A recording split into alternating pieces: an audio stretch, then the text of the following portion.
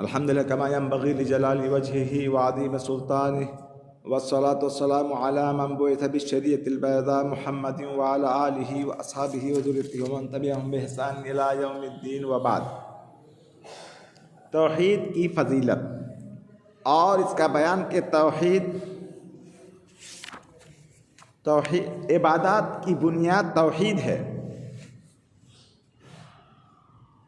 اللہ رب العالمین کا ارشاد ہے وَمَا خَلَقْتُ الْجِنَّ وَالْإِنسَ إِلَّا لِيَعْبُدُونَ کہ ہم نے جنات اور انسانوں کے پیدا کرنے کا مقصد صرف اللہ کی عبادت ہے۔ ہم دنیا میں کیوں آئے ہیں؟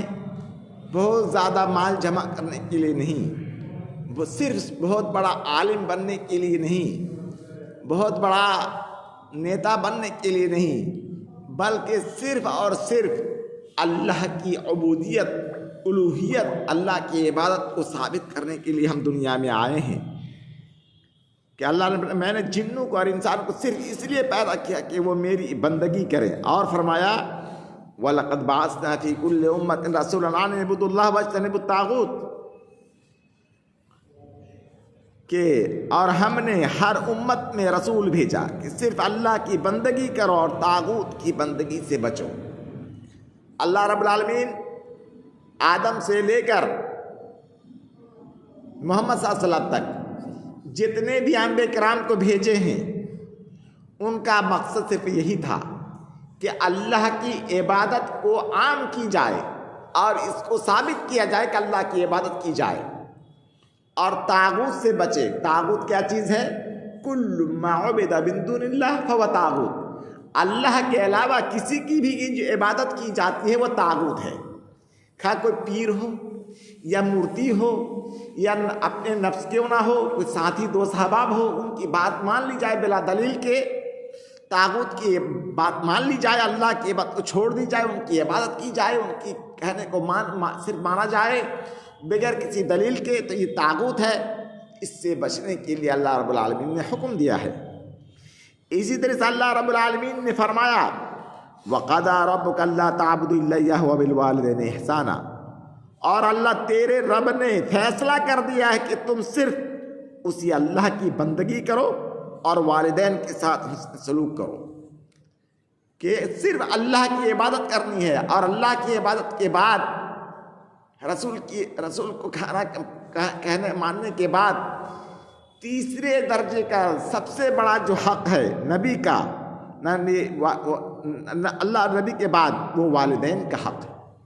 والدین کے ساتھ حسن سلوک کیا جائے، اچھا برتاؤ کیا جائے۔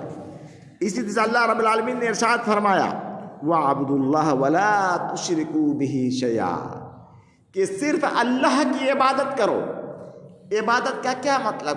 سجدہ صرف ہم سجدہ کریں، رکوع کریں، یہی سجدہ ہے؟ نہیں، عبادت کا مطلب یہ ہے کہ ہر دنیا میں ہر وہ کام جو شریعت کے مطابق ہو اس کو بجا لانا ہے۔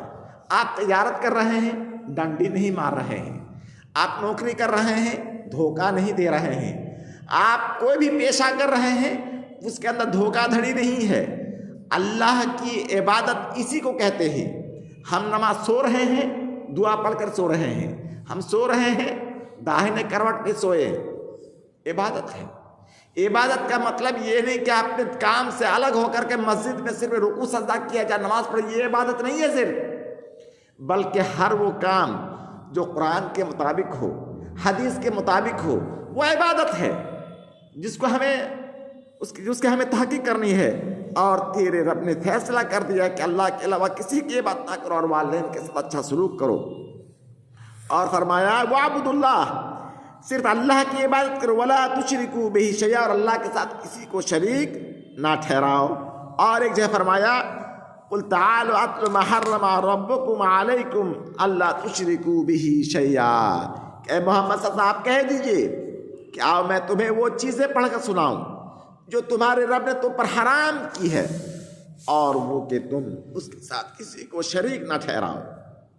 اللہ رب العالمین کا اعلان ہے کہ میں تمام گناہوں کو معاف کر سکتا ہوں اور کروں گا، کسی کو سزا دے کر کسی کو بغیر سزا دیے ہم معاف کر دوں گا، لیکن شرک کا گناہ معاف نہیں کریں گے۔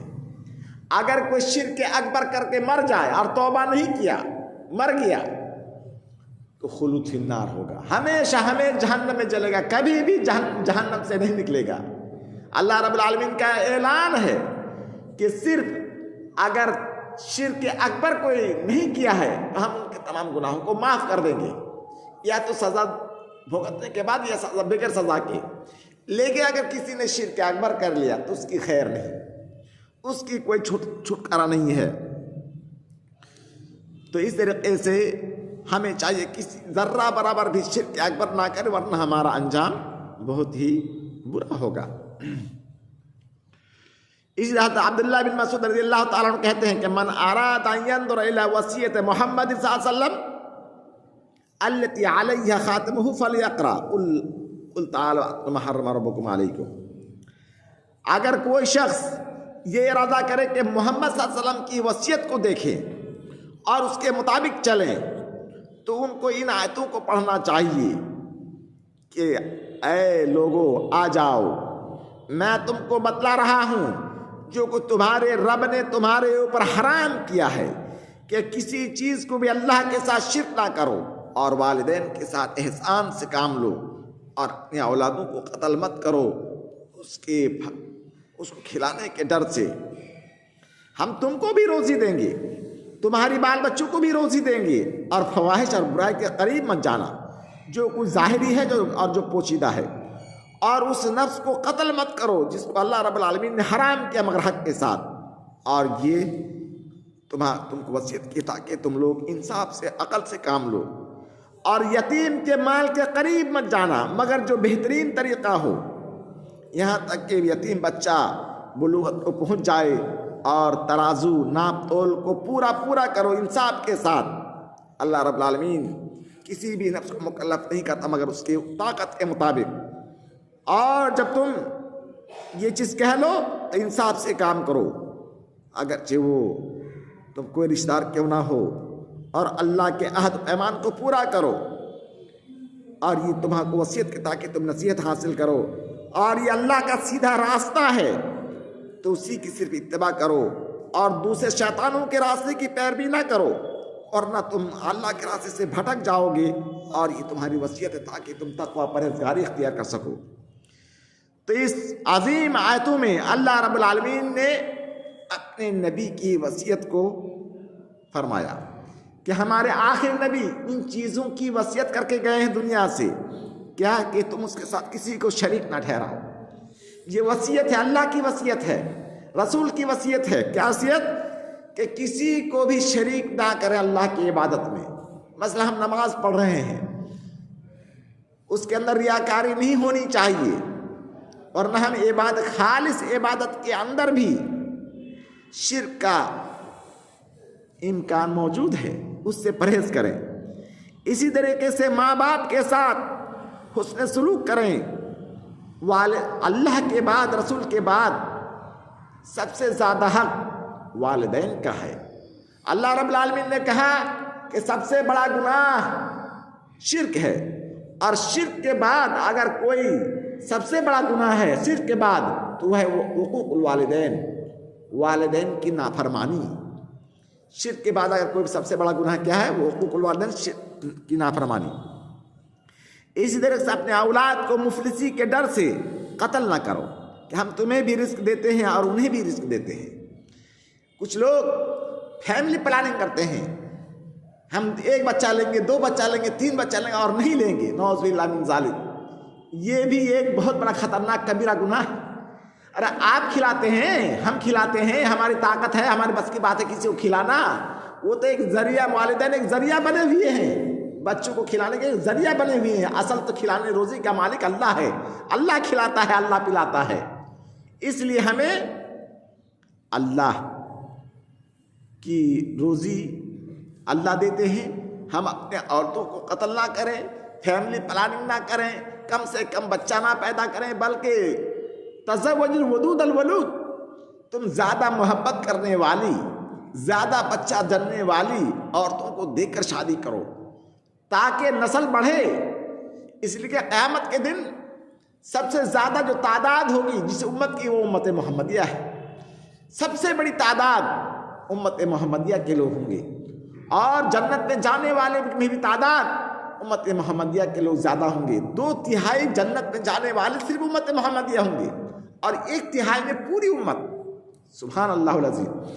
اتنی بڑی فضیلت اور اتنا بڑا کرم اللہ نے ہم لوگوں کے اوپر کیا ہے. اسی طریقے سے اللہ کہتے ہیں کہ ہم تم کو بھی روزی دیتے ہیں، تمہارے اولاد کو بھی روزی دیتے ہیں. اسی طرح سے برائی سے قریب نہ، مثلا زنا، چوری، ڈکیتی، سود خوری، ان برائیوں جو کبیرہ گناہ ہیں، 70-80 کے قریب کبیرہ گناہ ہے، ان کے قریب تک نہ جاؤ، اس کے قریب تک نہ جاؤ. اور جو برائی ظاہری ہے یا پوشیدہ ہے، دونوں سے ہمیں دوری بنا کے رکھنی ہے. اسی طریقے سے اپنے نفس کو، کسی بھی نفس قتل مت کرو بلا وجہ. کسی کے قتل یا کسی کے خلاف کوئی سازش نہ کرو. اللہ رب العالمین نے اس کو حرام کیا مگر حق کے ساتھ. اس کی وصیت اللہ نے کی ہے تم کو، تاکہ تم لوگ عقل سے کام لو. اور یتیم کے مال کے قریب نہ ہو. اگر ہمارے گھر میں یتیم ہے اور وہ مالدار ہے، ان کے والد نہیں ہیں، ہماری کفالت پہ ہے، اس سے ڈریں کہ اللہ تعالیٰ نے ان کی کفالت کی ذمہ داری ہمارے سر دے رکھا ہے، اس کو پوری طریقے سے انجام دیں. اور اللہ رب العالمین کسی بھی نفس کو مکلف نہیں کرتا مگر اس کی طاقت کے مطابق. اور جو تو انصاف سے کام لو، اگرچہ کوئی رشتہ دار ہو، اور اللہ کے عہد و پیمان کو پورا کرو. اللہ رب العالمین اس چیز کی ہمیں وصیت کرتے تاکہ ہم نصیحت کریں. اور یہ راستہ سیدھا راستہ ہے، تو اس کی اتباع کرو اور شیطانوں کے راستوں اور پگڈنڈیوں میں نہ پھنسو. اور یہ وصیت ہے جو اللہ رب العالمین نے اپنے بندوں کو کیا ہے. اس وصیت سے ہم کامیاب ہو سکتے ہیں. اسی طرح سے معاذ بن جبل رضی اللہ تعالیٰ عنہ کی حدیث ہے، کہتے ہیں کہ میں ردیف تھا، نبی صلی اللہ علیہ وسلم پیچھے سواری میں بیٹھا ہوا تھا. کہا کہ معاذ کیا تم جانتے ہو کہ اللہ کا حق کیا ہے؟ کہ اللہ اور رسول زیادہ جانتے ہیں. اللہ کا حق یہ ہے کہ اس کی عبادت کی جائے، شرک نہ کیا جائے. اور بندوں کا حق اللہ پر یہ ہے کہ اس کی عبادت کرے تو اللہ تعالیٰ اس کو سزا نہ دے، جہنم سے بچائے. تو اس طریقے سے اللہ رب العالمین سے آخر میں دعا ہے کہ اللہ رب العالمین ہمیں شرک سے بچائے اور توحید اور عبادت کو ثابت کرنے کی توفیق دے، طاقت دے، اور اس کو ثابت کریں، تحقیق کریں، روئے زمین میں پھیلائیں اللہ کی الوہیت کو، اللہ کی عبادت کو، اور شرک سے بچیں. وآخر دعوانا الحمد للہ رب العالمین، والسلام علیکم ورحمۃ اللہ وبرکاتہ. اس سے کوئی سوال ہو تو کر سکتے ہیں. ایک سوال ہے. ہاں بولیے. جیسے طاغوت کا پیروی کرنا شرک ہے. ہاں. تو کوئی انسان اگر اپنے نفس کی بات کو مانتا ہے، ہاں یہ بھی کیا شرک ہے؟ ہاں یہ بھی شرک ہے. آپ کے نفس کہتے کہ مت جاؤ، نماز مت پڑھو. آپ کی نفس کہتی ہے کہ روزہ مت رکھو. آپ کی نفس کہتی ہے کہ چوری کرو. یہ نفس ہی کہتی ہے. دل کہتا ہے، اس کو پیر ہاتھ اس کی تصدیق کرتا ہے. یہ بھی طاغوت ہے. کل ما عبد من دون اللہ فهو طاغوت. جو بھی اللہ کے علاوہ جس کی بھی عبادت کی جائے وہ بھی وہی طاغوت ہے. وہ اس کی عبادت کرنا ہے، اپنے نفس کی عبادت کرنا ہوا. یہ آپ اپنے من کی بات نہیں بلکہ ہمیں کرنا ہوگا، قرآن اور حدیث کی بات ماننے ہوگا، اللہ اور اس کے رسول کی بات ماننے ہوگا. اگر اس کے اندر غلطی ہو جائے تو اس کا بھی مواخذہ ہوگا.